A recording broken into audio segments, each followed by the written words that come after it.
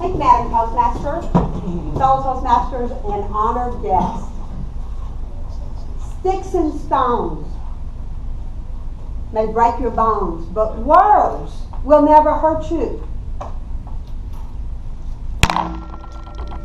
That hurts, but not for long.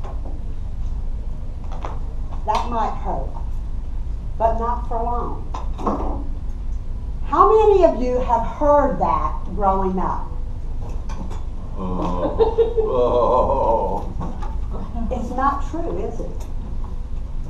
But I think our parents told us that because they really wanted to care for us and make us know and help us to learn that what other people say is not who forms us. But it gives us that visual,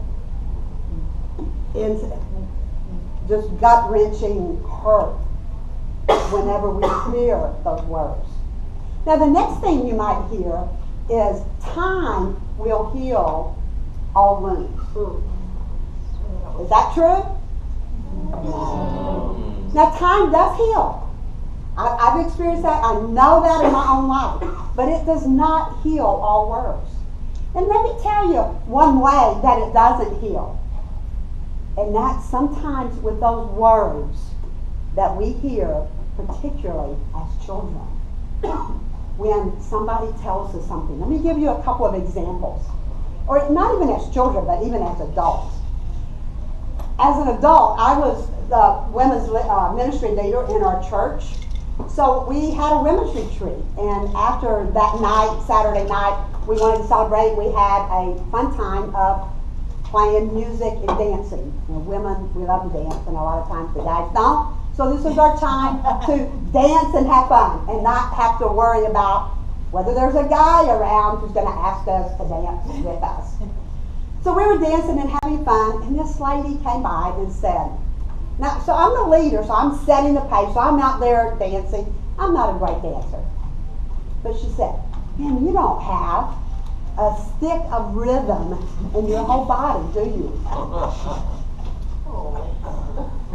I stepped back and I thought, wow, I didn't go back out anymore and dance. I just kind of watched.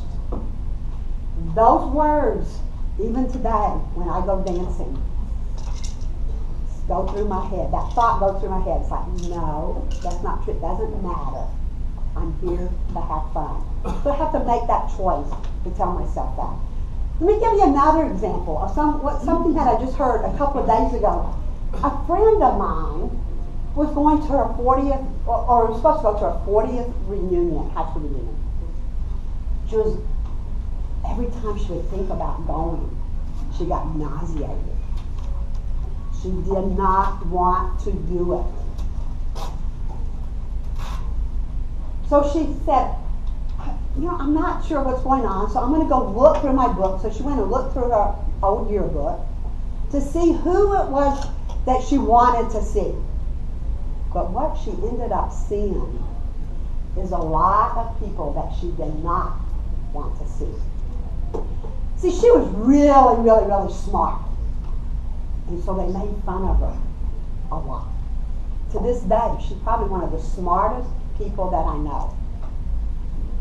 But they made fun of her being so smart. In fact, and one guy even told her, said, you are so ugly that no man will ever marry you.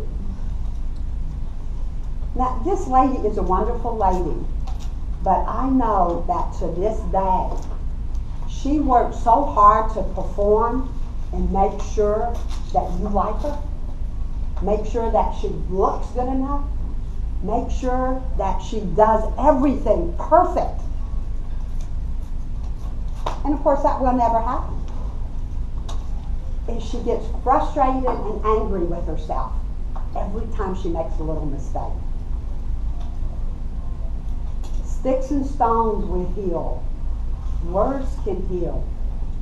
But 40 years later, those words hurt still. So why do I tell you this? So this is supposed to be an uplifting speech. The reason I tell you that is, number one, is we've all had that experience in here. And one of the things that I've learned in my life in the last few years, that there's a way to combat that. And it's through forgiveness. And it's not so much forgiving that person, because sometimes we don't even know that person when we're kids who have hurt us. But it's forgiving the incident. It's forgiving the pain. It's forgiving what that person said to us that hurt us, that caused us to feel the way we feel, the way that we hurt. And 40 years, 60 years, 70 years, 80 years later, we live out those words in our soul. And you don't have to. I have had the privilege of, over the last few years, of being trained to be a forgiveness coach. To sit down with somebody and walk through forgiveness and help them to get rid of some of those tapes that play in their head. If you haven't ever considered that, and look at your life, think about sometimes when you do something, sometimes when you say, I'm not good enough to do that. I don't know why I do that. Oh, I'm just, awful at that. Think back. Who told you that? Why did they tell you that? And then forgive that incident. Forgive what they said. Get rid of it. Don't let that have power over your life today. The other thing that I want to encourage you to do, even more so, in Toastmasters, we have evaluations. Evaluations are not to criticize. Evaluations are to help encourage you. What are the things that you did right in your speech?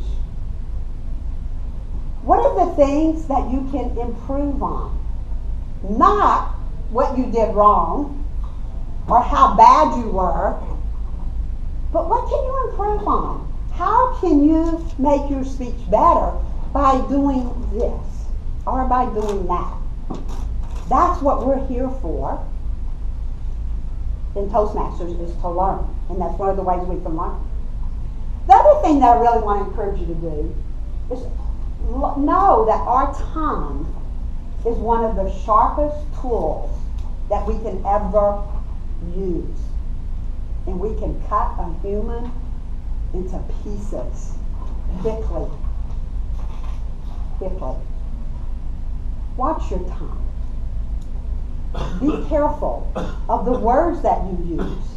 Be careful that the words that you use come from your heart, not from jealousy, not from anger, not from trying to be better than somebody else, or look better, or perhaps make that other person be smaller so that you can be bigger. Use your words in Toastmasters and through this. Look, think about going through this weekend. And what can you say to your spouse, to your children, to your friends, to encourage them, to make your words words of healing, not words of pain. Go out this weekend and think about, how can I encourage you? How can I love you more? Through my tongue coming from my heart, giving you words to give you life.